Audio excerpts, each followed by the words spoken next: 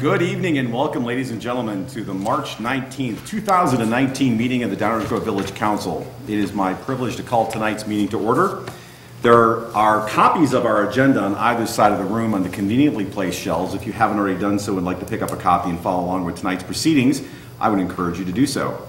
There will be multiple opportunities for public comment during tonight's meeting, both with respect to the items that are on tonight's agenda, as well as a segment under item 5 that is dedicated to public comments of a general nature. At that point in time, if any members of the audience have any questions or comments of a general nature with respect to things that are not on tonight's agenda, we would ask that you please come down to the podium, let us know who you are, and we would welcome hearing from you at that time.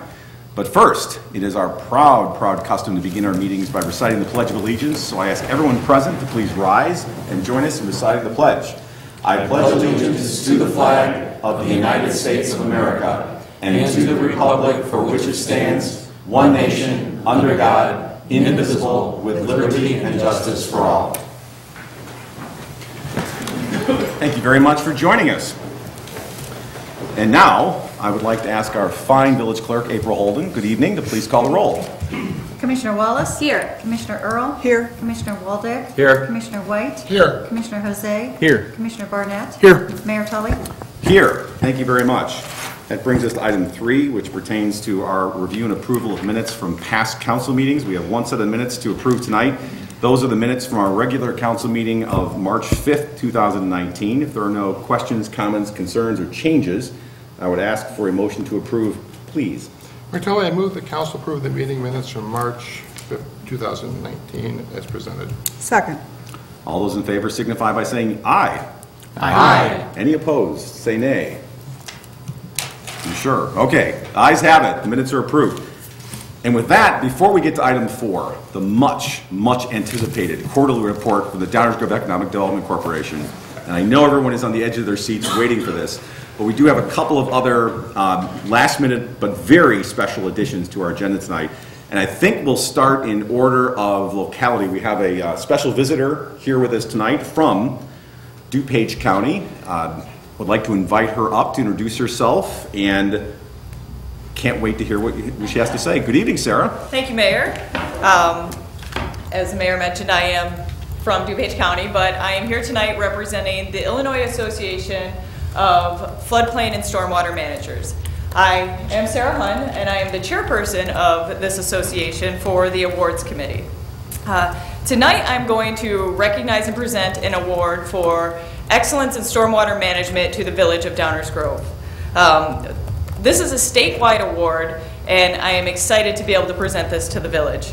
The village has many reasons why they are deserving of this award, and just to name a few, as you guys all know, in 2018 the village went ahead and started to move forward with implementing an ordinance changes for smarter regulations for stormwater management. But this isn't the first time the village has stuck their neck out and led the charge for implementation of smart stormwater management. For years, the village has been mapping and regulating localized and poor drainage and flooding areas, the LPDAs. The LPDAs. By regulating these similar to how the rest of the region regulates floodplains, the village is ensuring that their citizens are better protected from the effects of floodplain and flooding and stormwater management. And so a huge kudo to the village for that. In addition to that, the village and the village staff has been working on numerous drainage plans and also working with outside agencies such as DuPage County on watershed plans. Working on those plans alone is an incredible feat, but the village, unlike many places, has been willing to put their money where their mouth is by finding a sustainable way to fund not only their existing capital and infrastructure, but also looking to fund new stormwater improvements which will help sustain and mitigate the disastrous effects of stormwater and flooding. So for these reasons and many more, but you do have some exciting things coming up on the agenda, I am pleased to present the Village of Downers Grove with this award recognizing their excellence in stormwater management from the Illinois Association of Floodplain and Stormwater Managers. Perfect, thank you.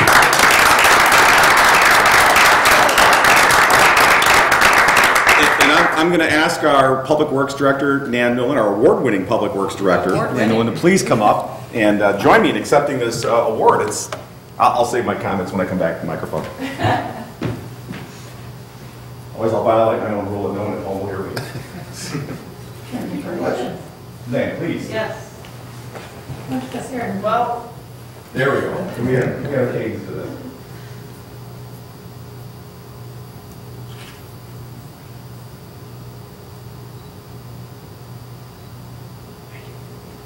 Thank you very much. Thank you. Appreciate you coming out.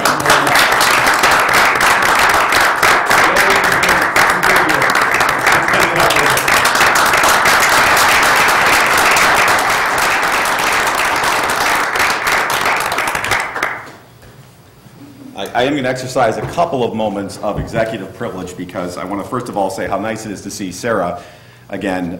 As my colleagues know, for almost 8 years I served as the District 3 representative to the DuPage County Stormwater Management Committee, and along with Tony Charlton, Sarah was the face of staff and the county stormwater program, and really enjoyed working with you for all those years, and it's so nice to see you again, and it's one of the things that I'll miss with respect to that connection. But thank you for all the good work that you do at the county level, and we're glad that we can be a part of it here at Downers Grove through our own efforts. The second thing I want to mention is that I've heard occasionally that stormwater is an important issue in Downers Grove. Periodically that comes up. And it is, in all seriousness. It's a very important issue, and it's one that we take very seriously. This council and many prior councils, and I suspect future councils, will continue to do so. And while there are a series of challenges, and I always joke that if we could go back in time to 1832 and ask Pierce Downer to maybe locate somewhere else that wasn't quite so difficult to manage in terms of stormwater, the reality is we have lots of challenges. And we do take it very seriously, and we do approach them in many different ways. And it's very nice to receive some outside recognition and acknowledgement of those efforts. And that doesn't mean that future councils are going to rest on their laurels when it comes to stormwater management. But for those watching at home and those in the community, yes, we really do take it seriously. Yes, we really do work on it. We understand that there are more challenges, but it is nice to receive the recognition for the efforts that have gone so far. So appreciate you very much being here and presenting us with the award. It's much appreciated. Thank you. Mayor? Of course. Commissioner Waldeck, how are you tonight? Thank you, Mayor. Just fine. I'm sure you'll remember too. I remember going back 14 years or more when we would not be getting an award from the county, but maybe more I was trying not to mention that. more the fickle finger of fate, I guess. I don't know. No awards back then. It was rather controversial, and what had changed in 14 I think back then it was an audit, not an award. So there we go. There we go. An audit. Yeah, things have changed dramatically in the 14 years, and very happy to see the award. Thanks. Thank you, Commissioner. So that was surprise number one. But wait, there's more. Surprise number two. Avid watchers of the Village Council will, of course, remember that the H.M. Patton House, located at 5 Jacqueline Drive in the Village of Downers Grove, was recently granted historic landmark status under the Village's historic landmarking ordinance. But we were waiting for the weather to warm up and to have a very special guest, which is Judy Erickson, the owner of the home, so that we could present the historic landmark certificate to her in person. It was well worth waiting for. I'd like to ask Ms. Erickson to please come up if you can. Join me right in the front here. I will take my time joining you. It would be my honor to present this to you. Or you can stay right there, whatever you prefer.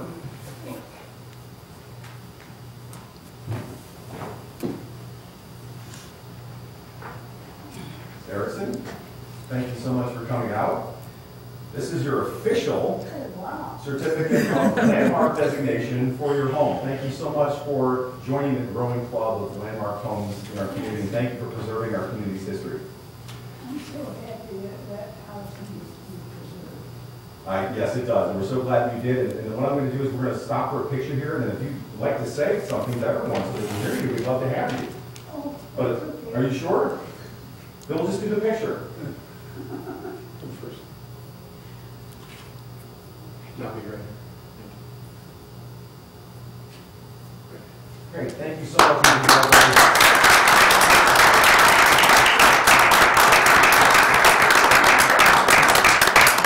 Okay, it looked great on the wall. Thank you very much for being here, Ms. Erickson.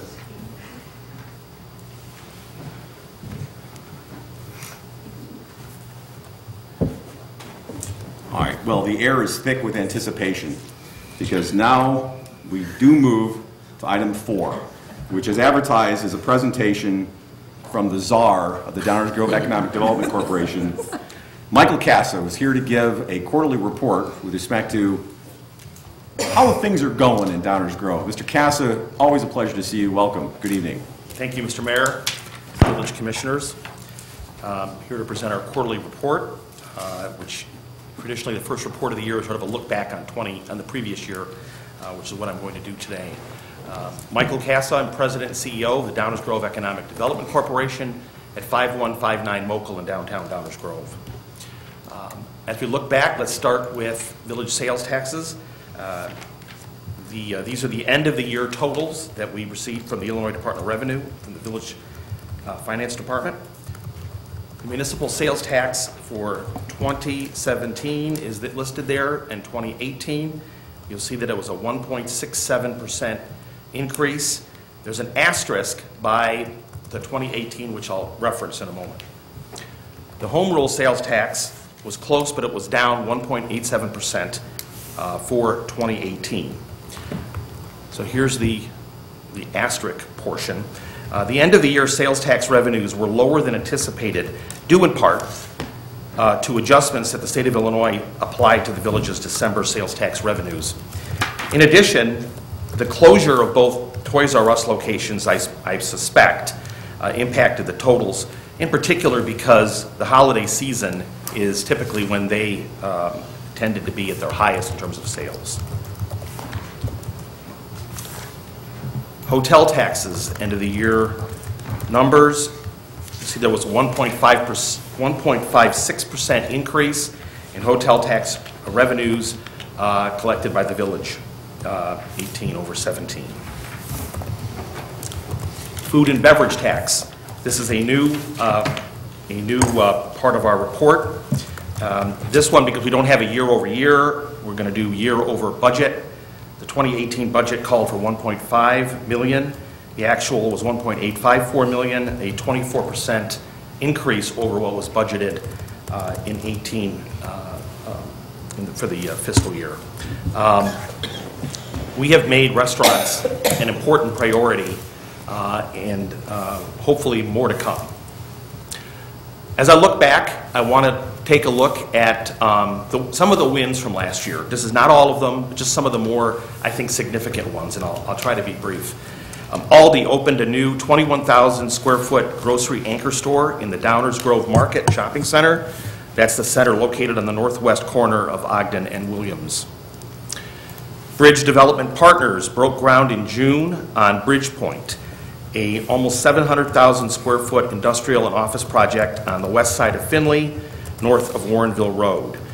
Bridge is constructing 3 large buildings on the 53-acre site. Caden's Kitchen opened their new restaurant at the site of the former Lemon Tree restaurant on Mokel in downtown Downers Grove. Carlots, a national auto dealership company, opened their first Midwest location on the 4-acre site of the former Packy Webb dealership on the northeast corner of Ogden and Findlay. And Cooper's Hawk received village approval for the construction of their new flagship location on the site of the former Carlucci restaurant. The new 12,500 square foot restaurant is expected to open in October 2019. This will be their largest restaurant in their chain in terms of square footage, and Cooper's Hawk is projecting annual sales of $6 million for this location. Green Bay Packaging broke ground in October of 2018 on the northwest corner of Warrenville Road in Findlay. The company is building a new 170,000 square foot distribution and design center. Green Bay Packaging is a 92-year-old Wisconsin-based company, obviously, that has facilities throughout the United States.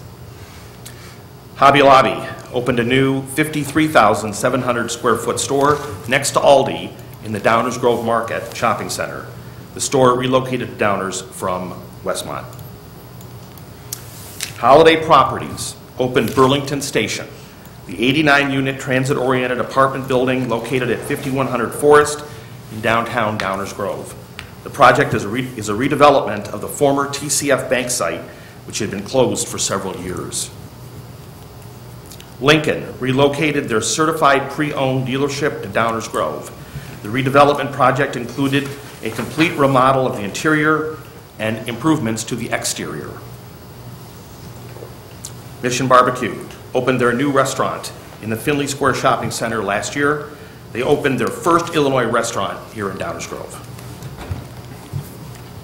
NEC Display Solutions of America held a grand opening in July of last year for their new 47,000 square foot corporate headquarters at 3250 Butterfield Road at Esplanade. The project includes a 5,000 square foot advanced research and development lab. Outback Steakhouse opened their new restaurant in the Main Street Square Shopping Center last year. Outback remodeled the 7,000 square foot space next to Duluth Trading. Pierce Tavern opened their new restaurant on the corner of Main and Curtis in downtown Downers Grove. They're doing very well. Even after 8 months, there is still a wait to be seated.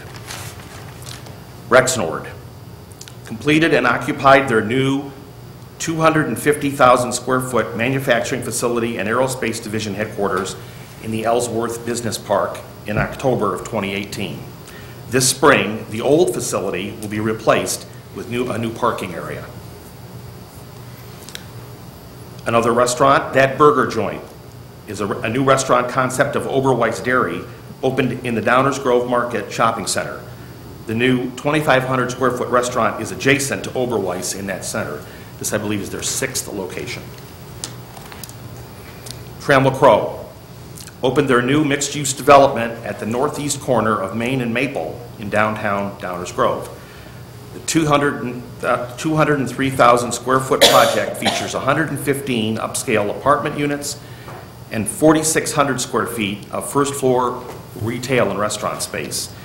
The EDC is assisting their broker, CBRE, with a likely restaurant tenant for that development. United Healthcare relocated their Chicago regional office to Downers Grove last year. United Healthcare is the largest healthcare company in the world, and the company leased 3 floors totaling nearly 100,000 square feet in the Corridors 2 tower. Downers Grove Town Center is the redevelopment project recently completed by Vequity Real Estate at the northwest corner of Ogden and Main.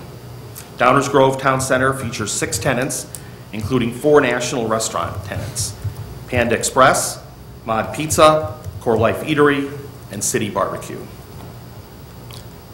And the final one I want to mention is Ziegler Auto Group, which received village approval for the expansion of their facility at 2501 Ogden at Cross Street.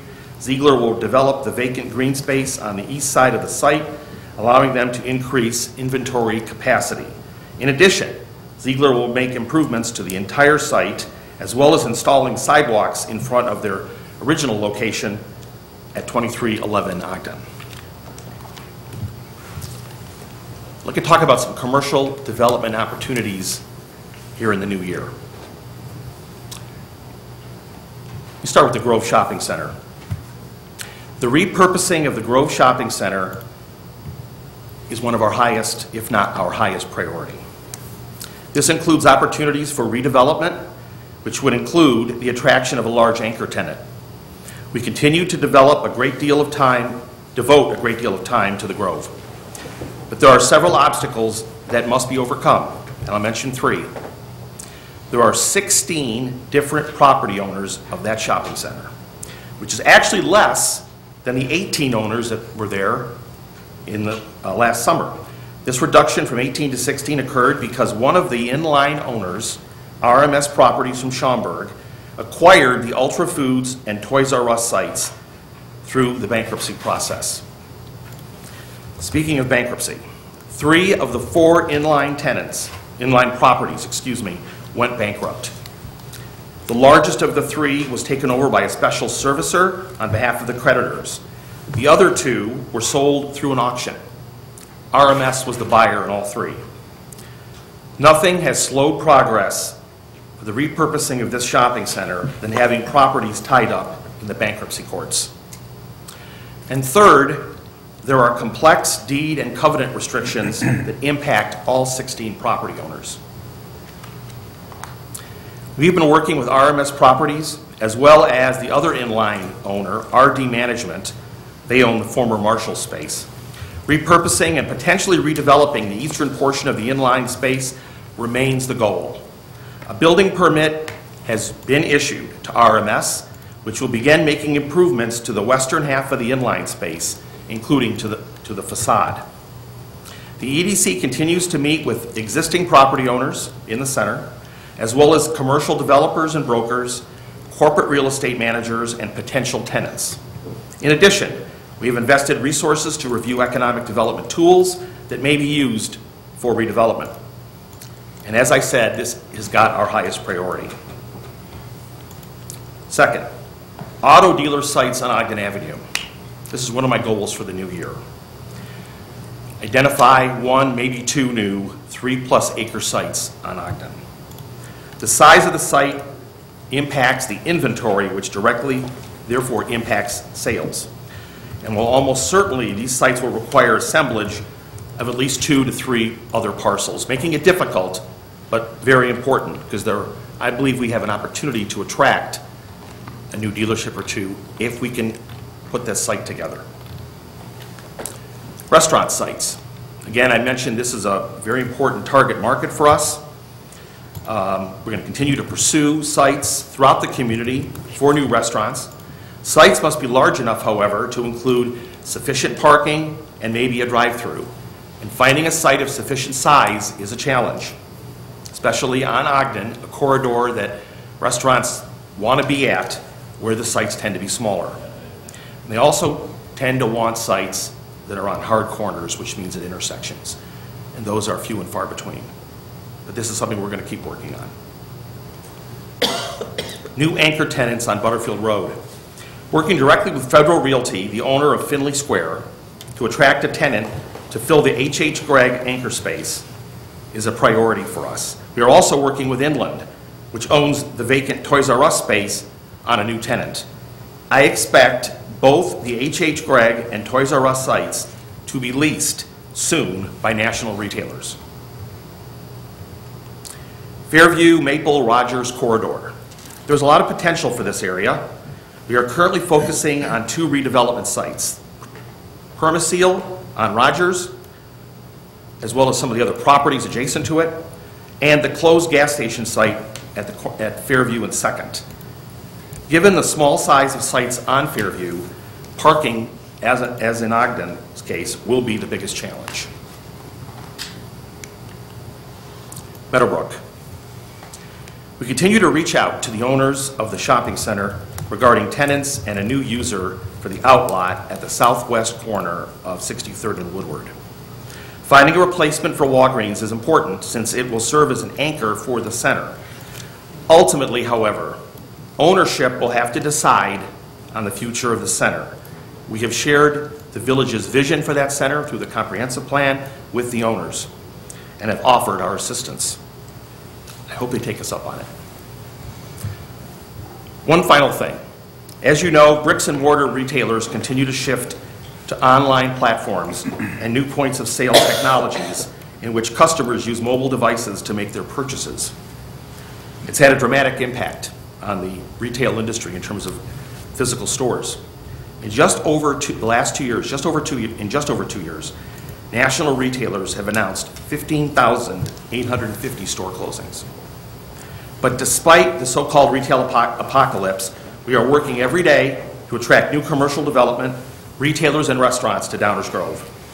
I am grateful to the Village Council and to our teammates at Village Hall for your help and support. And now I'd be very happy to answer any questions you might have. Thank you, Michael. Appreciate the comprehensive report as always. And I must say that list of wins is pretty impressive given that it all happened in 2018, and that's not even the full list. So we're also deeply grateful for the efforts of you and your team and the Downers Grove Economic Development Corporation Board of Directors, all of which help row the boat, so to speak, to keep us headed in the right direction on the ramparts of economic development, right? And we appreciate you working with our staff as well. Questions from the council? Commissioner White, good evening. Good. Actually, just one brief comment and maybe a question. When we talk about the threat of online sales to our brick and mortar stores, obviously that's very real. But it isn't also true that when we look regionally, say at the Chicago metro region, retail sales still continue to grow year over year? I mean, by a smaller percent, but they do continue to grow. They do, but those figures include online purchases. They're not just for bricks and mortar stores. Do they really? Did they? Yeah, retail sales nationwide are up. They were up in 2018. But if we look at the municipal share is going up, and we don't share an online sales tax, I don't believe, do we? We don't, no. Okay, so but in any event, I guess the point I want to make is that online sales are a challenge. Therefore, we need savvy economic development, as you give, to help attract Amazon-proof businesses. You know, and I can offer a personal anecdote of an Amazon-proof business. I ordered a pair of running shoes online, and very quickly strained my Achilles tendon. So I went to Peak Running, and they worked with me, and the shoes are great. So part of what economic development is going to have to do in the future, and I'm not telling you this, you know this, but just as a matter of policy, that we need to attract businesses that are quite literally Amazon-proof. And that's the challenge. And the retail sales are there. So they say, oh, no, we can't compete with Amazon. That's not true. That is not true, you're right. It's just hard, and it takes creativity, and it takes devoted professionals to stay focused on it. And hopefully we'll continue to keep that focus, because I have every confidence that that's what you can do. Thank So you. thank You know, it's interesting, Commissioner White, everyone talks about online sales versus physical store sales. Actually, it's the third part, which is probably the greatest threat to the bricks and mortar industry, and that's people making sales using their mobile device. There was a huge increase in 2018 for customers that were shoppers that were using their mobile device to make their purchase. And one of the trends that's becoming more and more prevalent is stores partnering with companies like Apple Pay, in which you actually go into the store and make your purchase with your phone. 2 years ago, the CEO of Kohl's said that their long-term goal was to have no cash registers. That they wanted, that's why they partnered with Amazon in part, they want someone to go into the store, buy a sweater, scan it, and then bag it themselves and leave. And unfortunately, the point of sale is that Amazon Pay or whatever the platform is. It's technology more than anything that is changing the retail landscape. It's how people make their purchase. Thinking about making your purchase electronically while you're in the store. So it's an important concept going forward, and as the EDC continues to try to attract commercial development, you're right. We need to also focus on those retailers that are actually encouraging people to come into the store, as opposed to those that are encouraging people to go to their website. Part of that also includes shrinking inventories. Kohl's just announced they're going to shrink their inventories in all their stores by 15% nationwide. And that's part of the problem. A customer will go into the store and they won't have the item they're looking for, or the size they want, or the color of the item. And so they end up buying it online. So again, it's focusing on those retailers that are actually incenting people to come into the store. But I appreciate your comments. Thank you. Other questions or comments from members of the council? Commissioner Waldeck. Thank you, Mayor. Michael, as you know, this will be the last quarterly report I'll be here for, and I just want to thank you for all your work. I think a lot of the success we had in our downtown with Linda Kunze and yourself is the energy and I can't describe it other than being a cheerleader for our village. And you've been a great cheerleader.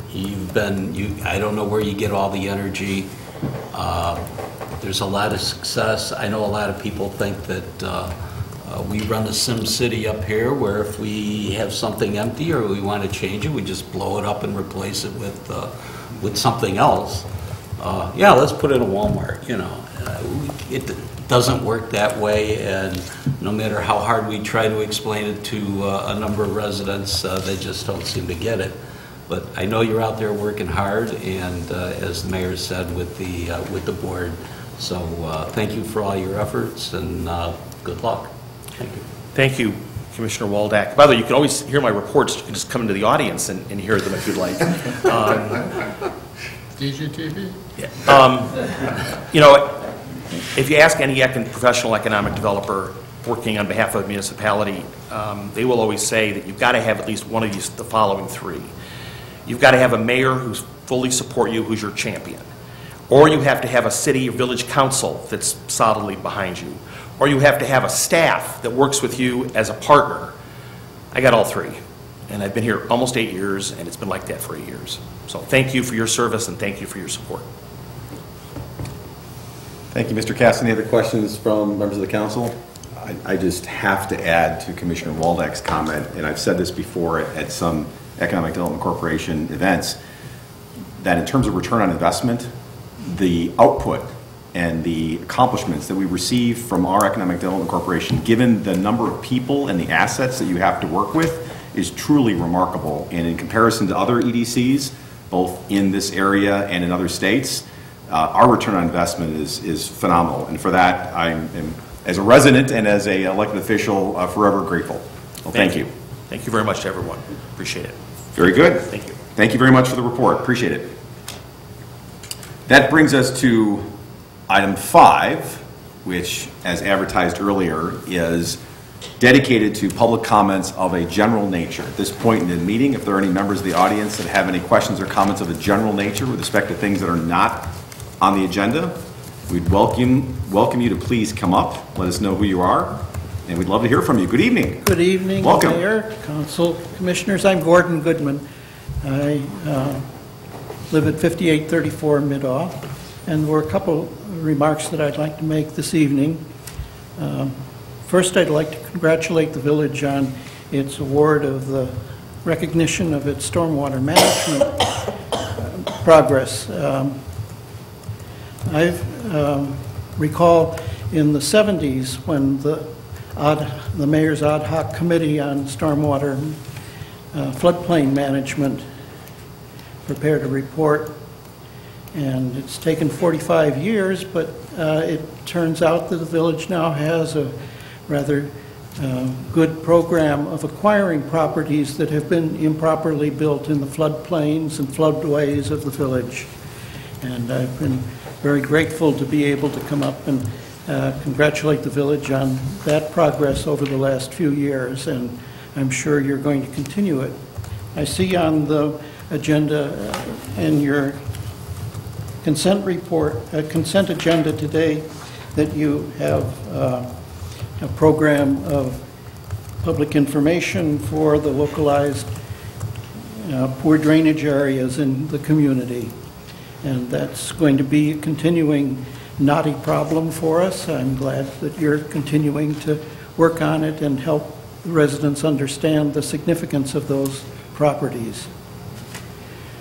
So the second topic that I want to turn to is another long-term interest of mine, the citizens helping their communities to deal with problems and being active participants even if they're not in office or employed by the unit of government. It was about 25 years ago that the Park District was quite interested in establishing a water park on Main Street, somewhere between 55th and 63rd Street, on the property that's now called Ebersol Park.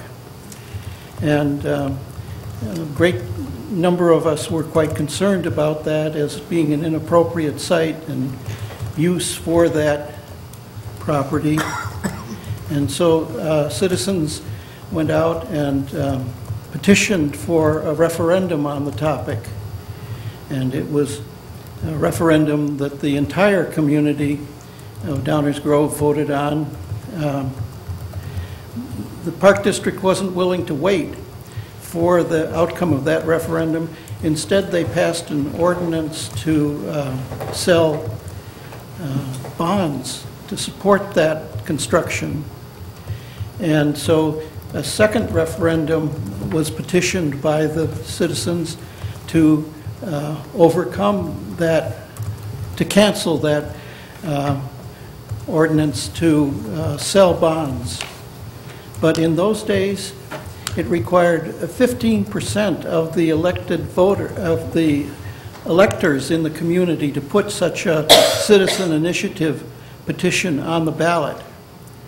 15% of the voters, that's much more than we expect to vote next month, I think. And it's quite difficult to collect those petitions between November and the end of the year. It's very cold here sometimes, and it was that year. But the citizens got together and they collected 20% of the electoral vote in petition names. And so there was a third referendum. As long as we were out there getting signatures, we thought we would put another referendum about the use of this Ebersol Park. What people thought it should be used for if they didn't think it should be used for a water park. And so as a result of these citizen-initiated referenda, we had a real examination of the Park District's activities, and, well, 80% supported the position of the people who were petitioning in the vote and said this was an inappropriate site. Well, the reason I'm doing this history at this point was about 25 years ago, in fact, exactly 25 years ago, in 1994, another organization was established here in the western suburbs, the Citizen Advocacy Center. Its office was up in Elmhurst, and I became aware of it shortly after I became involved with this petition referendum for the community here. And I learned that they had two or more attorneys on staff who were helping citizens generally in the western suburbs to understand what their options for being involved in civic affairs were. And after we had done all our work in here, I acquired a great deal of interest. I went up there to visit and see what they were doing for the other communities. And a couple years later, I became a board member. And so I've been a board member there for over 20 years now. And I wanted to tell you tonight about the 25th anniversary of the Citizen Advocacy Center.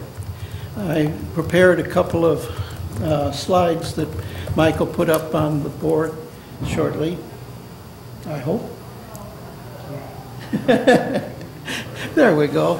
The Citizen Advocacy Center is now celebrating its 25th anniversary, and I would like to invite you to join us at the Carlisle Banquets. It's only a short time, really, so it may not fit into your plans, but perhaps you'll be able to go to our website and learn more about the organization. At any rate, this evening I'd like to tell you a little more about it. So let's go to the next slide, if you would, Mike. And so the Citizen Advocacy Center has been doing this work since 1994 with a mission to build democracy and strengthen the citizens' involvement for this 21st century. It provides resources such as licensed attorneys who can confer with citizens who bring them problems about, well, not all of the city councils and village governing bodies are as receptive as ours is to public comments. There have been some cases where people would be actually taken out of the room if they tried to object to something.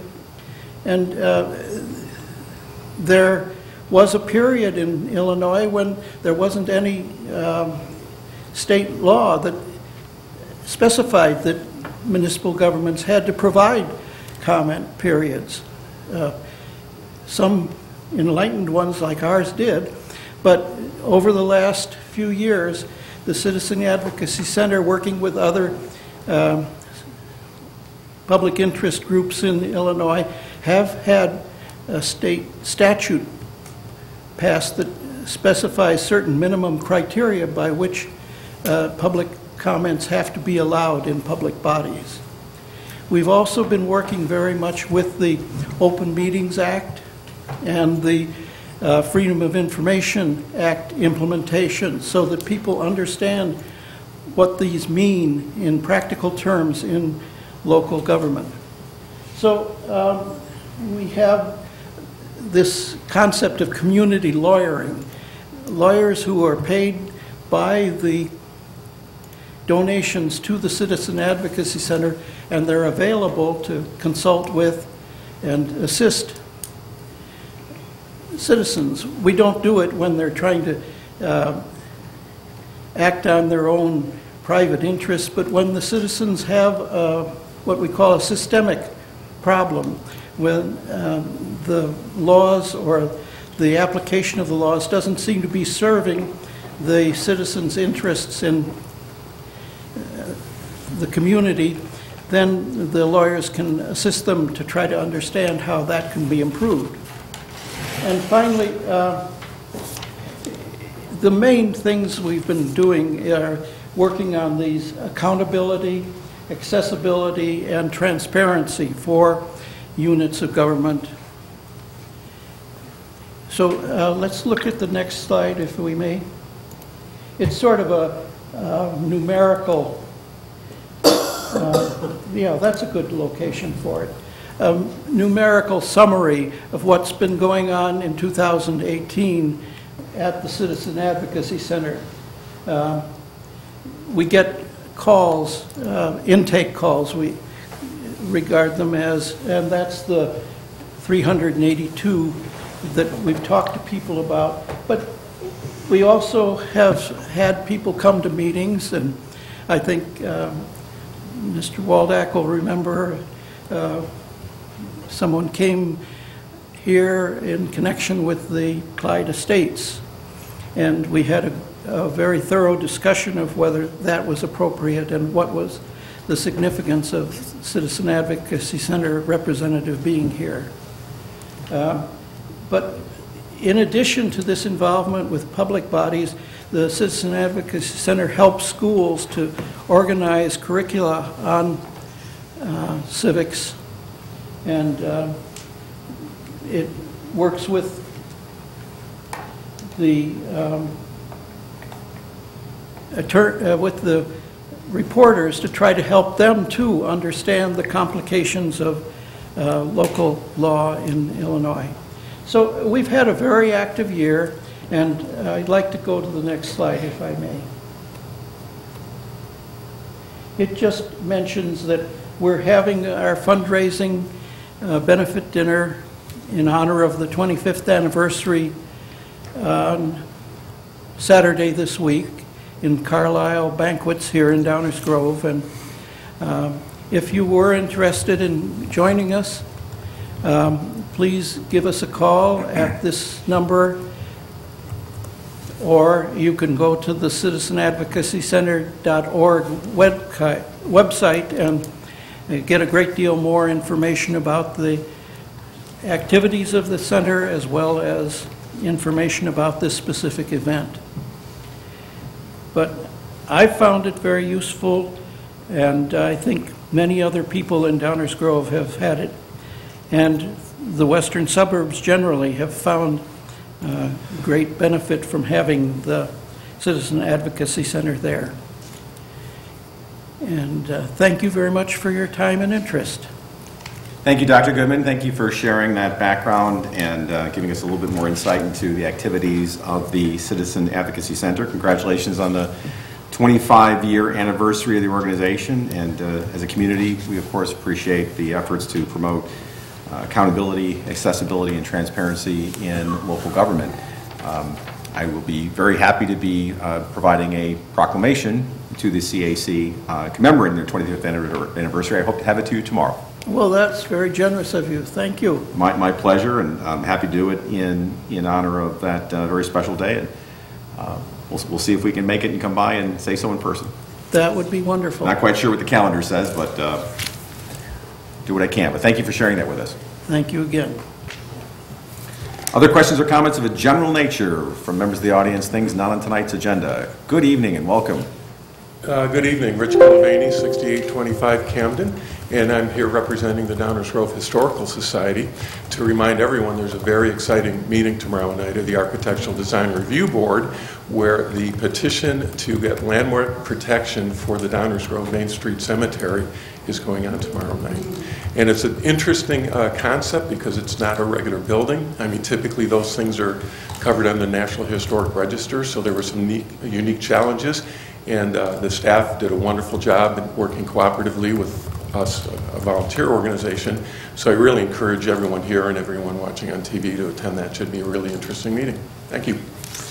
Thank you, Mr. Colvady. Appreciate you sharing that. And I found that the social media chatter on that topic has been rather interesting. Some folks wondering what's going on and assuming that it had already been landmarked, which of course was not possible until we had a landmarking ordinance in the village, which we do have. And pleased to see the village once again taking a leadership role in landmarking.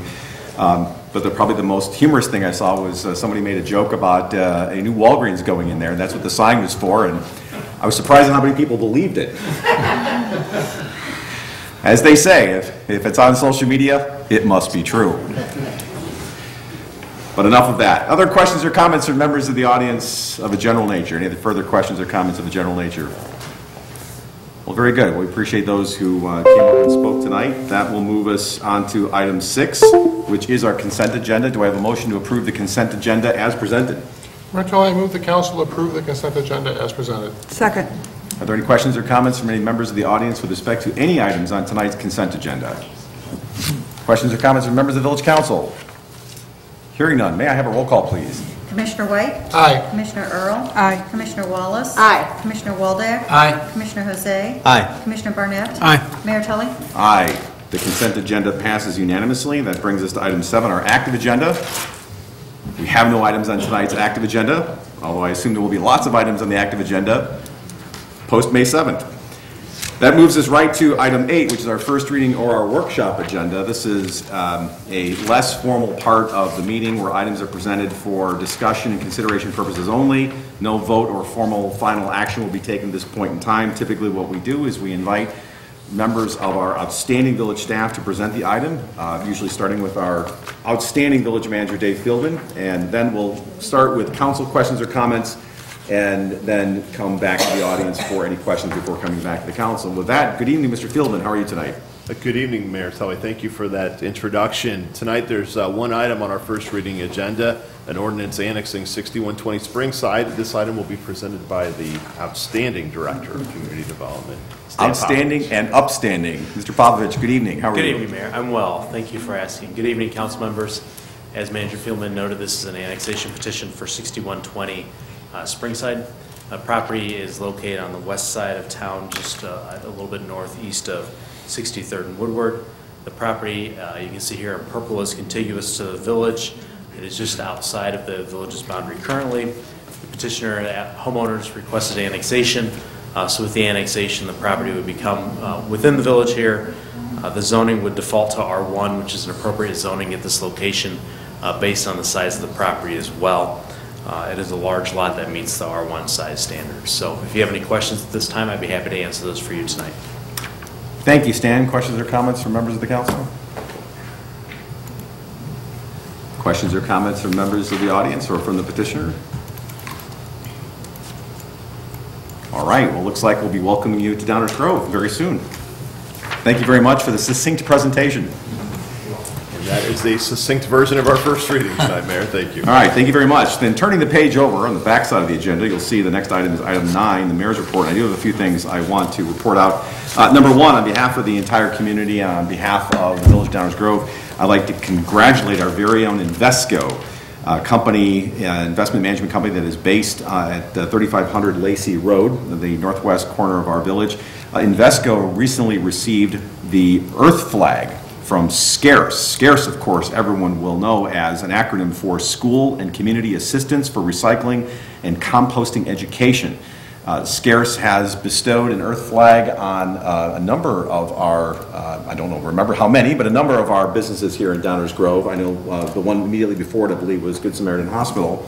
So we're very glad to see businesses in our community stepping up and being environmentally sustainable and also green in their practices. In fact, the Invesco location here in Downers Grove actually has a green team, and the list of items that they have developed within their organization to be environmentally sustainable and green are too long to list, but I suspect very strongly that they will be before us before too long for a Green Business Award. This is my guess based on what I heard. So congratulations to Invesco, and thank you for being such a wonderful corporate partner here in the Village of Downers Grove.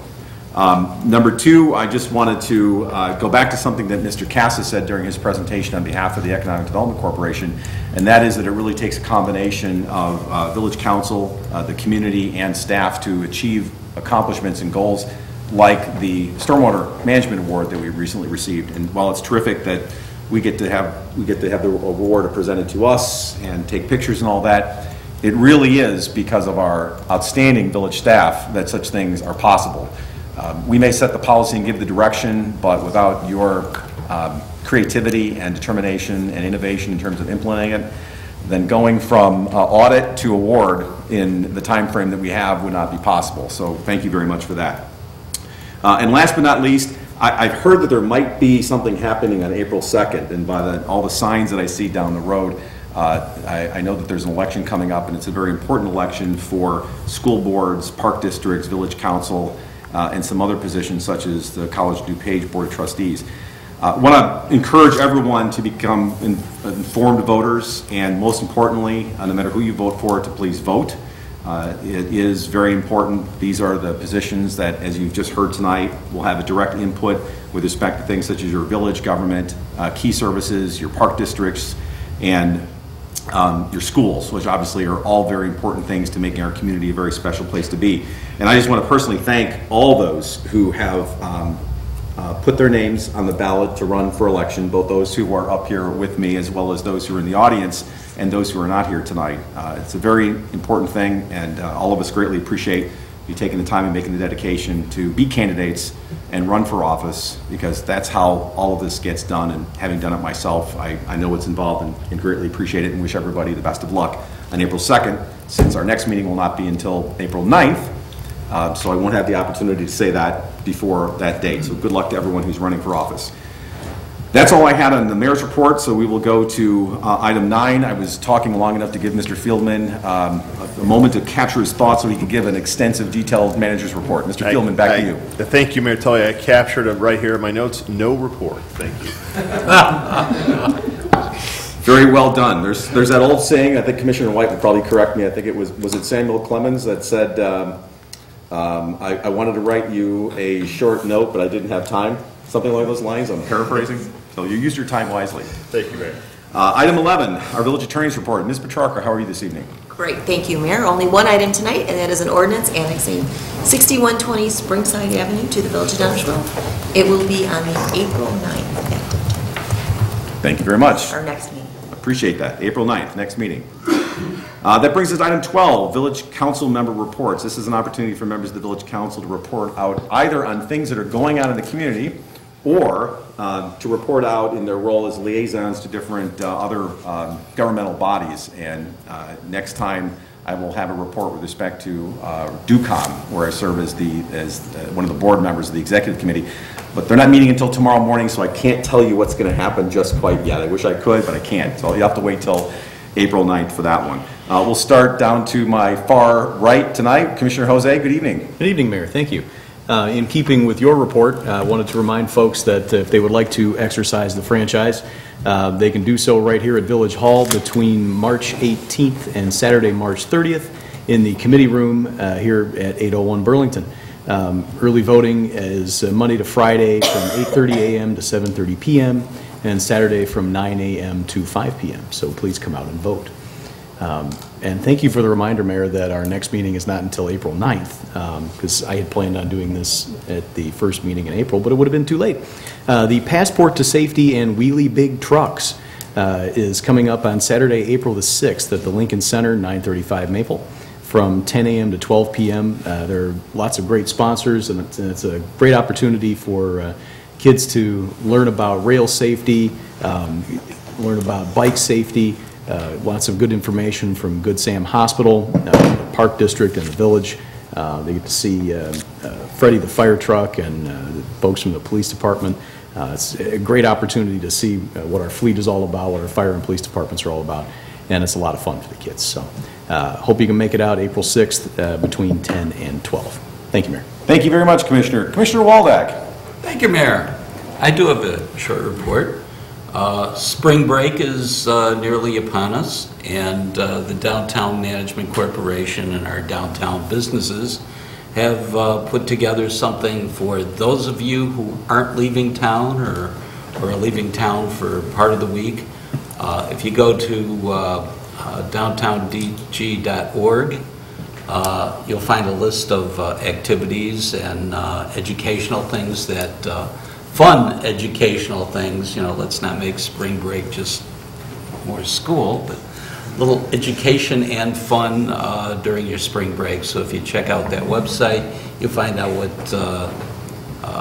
what's available during spring break to keep the kids busy and maybe get the kids out of your hair while you're trying to get things done. So please check it out and participate.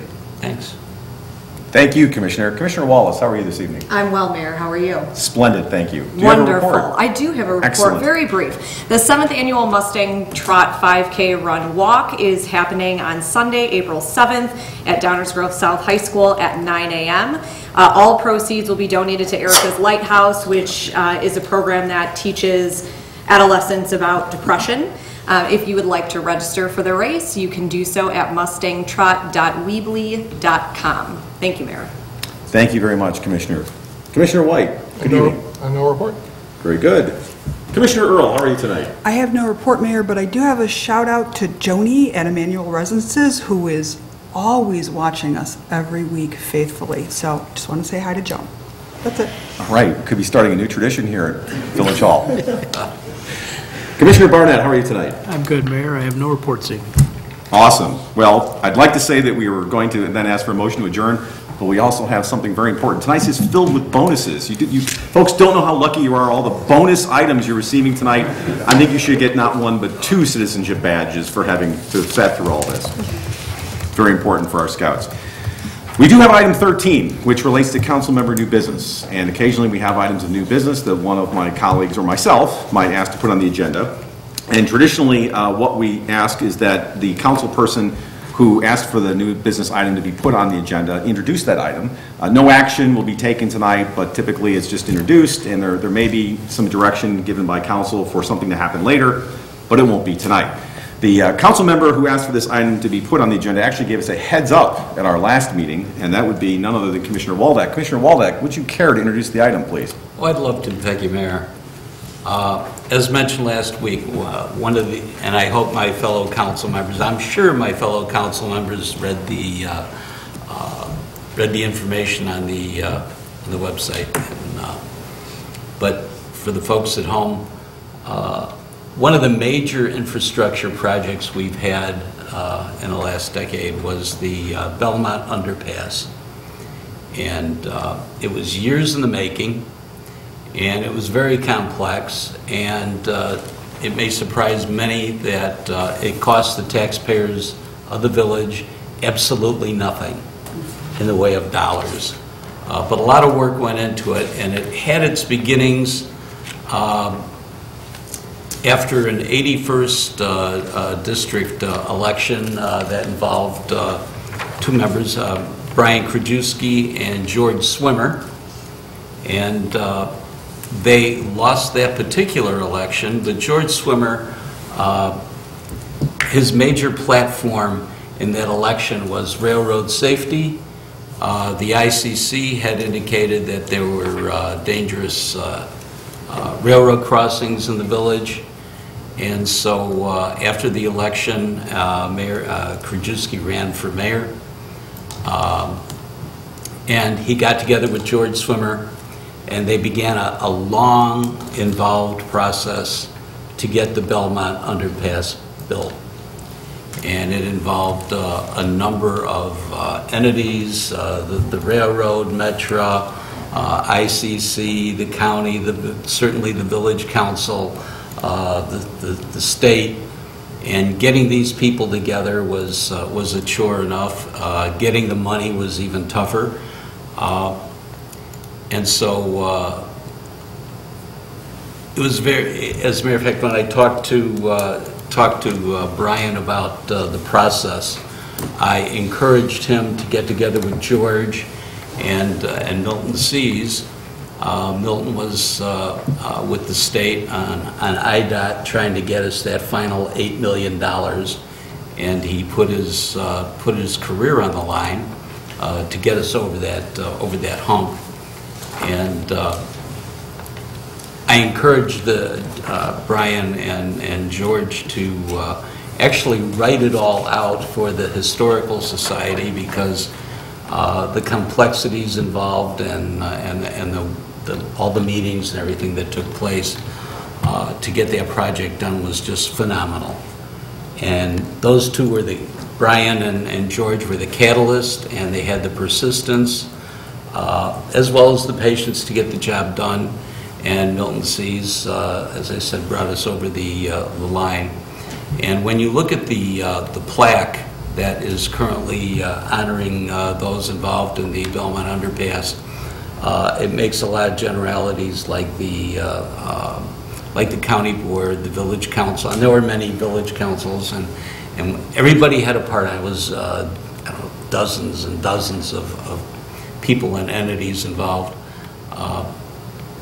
But I think that these three individuals, Brian Krajewski, George Swimmer, and Milton Seas, deserve some sort of recognition for the work they did. Nothing major. We're not going to construct a statue, but just a little plaque mentioning their names and associated with the plaque that's currently there. Because usually in these types of projects, the plaques generally quite often recognize people who happen to be in office at the time the ribbon cutting, when the project was completed, whether or not they had anything really actively involved in there. So just asking the village council to ask staff to prepare a small plaque with the three names honoring those for the work they did for the Belmont Underpass. And I welcome any questions or comments. Thank you, Commissioner. Appreciate the introduction. Any thoughts or questions, Commissioner Waldeck, from the rest of the council? I'll just weigh in to start by agreeing that it is somewhat of a snapshot process. The Belmont Underpass journey was one that took over a decade, and having served in the village council before becoming mayor from 2001 to 2009, I'm very familiar with the trials and tribulations that took place to bring all those pieces together, and how everything seemed to take much longer than it should for various different reasons. You mentioned the coordinating different agencies, you mentioned funding from Springfield. I know those two words are an oxymoron, but that was a challenge for the time. And had the project been completed in a different year, somebody else's name would be on the plaque. Mine is on there simply because it was dedicated in 2012, and I happened to get elected as mayor in 2011. So you're right about that. And there's certainly a lot of other people that could be identified and named who were part of that decade-plus period of time. So conceptually, I have no problem with it. I was appreciative of the fact that the wording that's currently on the plaque has been replicated in our materials. And there's a section called Special Recognition. And here again, I think for space reasons, some groups like the County of DuPage are just stated as such. The Village of Downers Grove is just stated as such without going into all the people who might have been part of it. But certainly if there was a sort of a plaque next to the plaque that said, "Further special recognition without any significant cost," I would certainly be open to discussing that further. So I'm fully aware that there were a lot of other people who were involved and who appear on that plaque. So, Matilda, if you were on the council between 2001 and 2009, then you can perhaps answer my chronology questions. I was told there would be no math tonight, or history. Sorry. Go ahead. Okay, so I guess my two questions right now are, when was the final action taken where there was the legal commitment to move forward?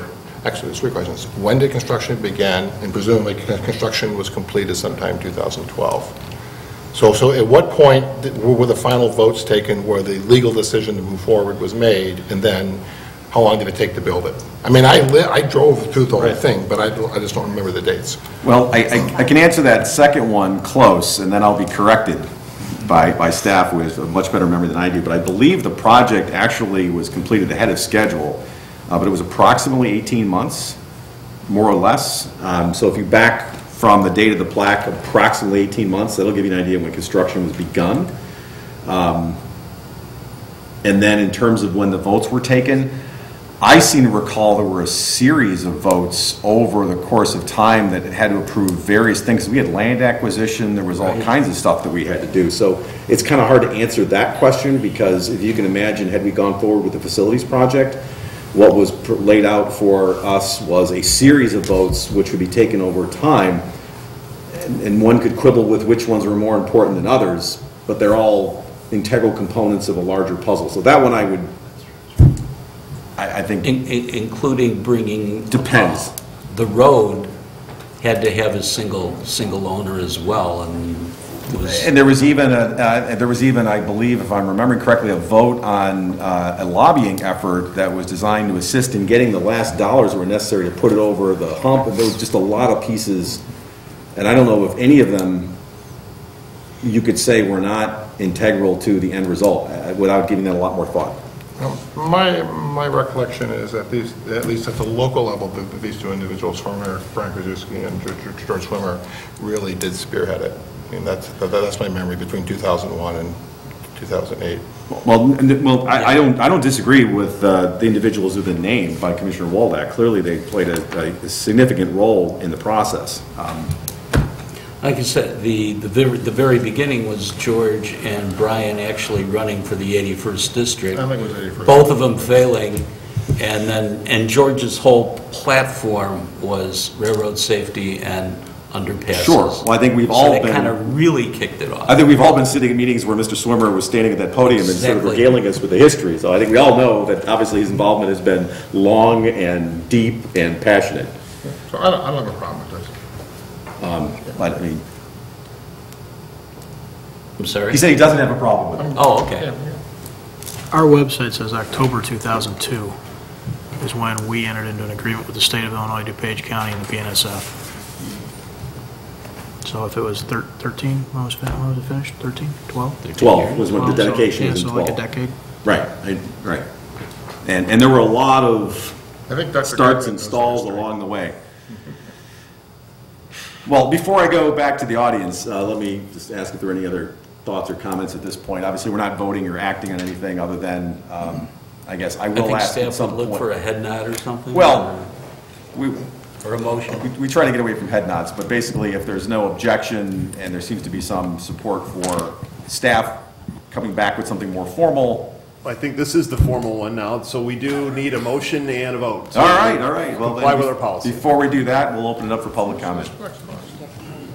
Well, thank you. I wasn't sure that this part of the agenda was open for public comment, but I have been around Gordon Goodman, 5834 Middaw, in this period too, and I wanted to give my perspective on what was going on. George Schwimmer had this as a principal goal, the safety on the rail crossings for his life. And he kept this project alive. He regretted that the grade separations hadn't been done in the 40s. He had all the plans for how this would have been done in the Burlington communities and what the costs were going to be in the 40s, and he shows them to us from time to time. And he regretted that it cost so much to finally get it done in the 2000s, but he kept at it over all those years. So I think his recognition on this plaque associated with the grade separation on Belmont is entirely appropriate, and I'm glad that you found a possible vehicle for doing that. Mayor Krajewski, Brian also was key to actually having this happen. It is something that people had been proposing and trying to get up the momentum to achieve for many years, but Brian finally made that a priority and a goal of his tenure as mayor. And as the mayor and others have pointed out, it was a lot of bits and pieces, and the village role of actually using its authority and funding to acquire this land. Perhaps the village was compensated eventually for going out there and fronting the money for the acquisition, but assembling the land that was needed for this was vital. And it was Mayor Krajewski's leadership. I'll just add to that our village attorney still has scars from that process. Sure. It wasn't just the money. It was the emotional commitment. The village is very reluctant to condemn anyone's property. The village and the Park District have had a nightmare, fear of having to actually condemn people's property. And here was such a project that was so important that you swallowed your convictions and said, okay, this is the exception, we've got to do it. But it took real leadership to accomplish that. So I'm very pleased that you're also considering a way of appropriately recognizing Brian Krajewski on this underpass. And finally, the state did play a tremendous role in a time when the state was just frozen. It has Thank goodness that hasn't happened since. This problem is still very great at the state level, but somehow this project sneaked through, and I think it must be Mr. C. who saw to it. So I'm very pleased that you're able to recognize these three individuals, that you found a vehicle by which their names can be associated with this project. Thank you. Thank you. Thank you. Any other questions or comments from the audience? Not the end discussion, I'll make a motion. Well, I was going to, my mistake, if I was reading more carefully, I know a lot of times in new business we don't take final action or a vote, but apparently under item 13, if I had picked up and followed along with the agenda that I mentioned earlier, we actually have a motion. So I will ask for a motion to direct staff to prepare and display a plaque honoring Brian Krajewski, George Swimmer, and Milton Seas for their contribution to the construction of the Belmont Underpass. Mr. Wallach, I think, has the preference on this, the honors on this. If you want to go ahead and make the motion. You could say so moved. So moved. There you go. Second. All right, any further discussion? I'll ask for a roll call, please. Commissioner Waldeck? Aye. Commissioner White? Aye. Commissioner Wallace? Aye. Commissioner Earl? Aye. Commissioner Jose? Aye. Commissioner Barnett? Aye. Mayor Tully? Aye, the matter passes unanimously. That may be the most efficient piece of new business we've ever had in my memory. Speaking of efficiency, that brings us to item 14, which is all about adjournment. So with that, I will ask for a motion to adjourn, please. Mayor Tully, I move the council adjourn. Second. I will ask for a roll call, please. Commissioner White? Aye. Commissioner Earl? Aye. Commissioner Wallace? Aye. Commissioner Waldeck? Aye. Commissioner Jose? Aye. Commissioner Barnett? Aye. Mayor Tully? Aye. We are adjourned. Thank you and good night, and good luck to all the candidates on April 2nd, or vote sooner, as Commissioner Jose pointed out. Good night and thank you.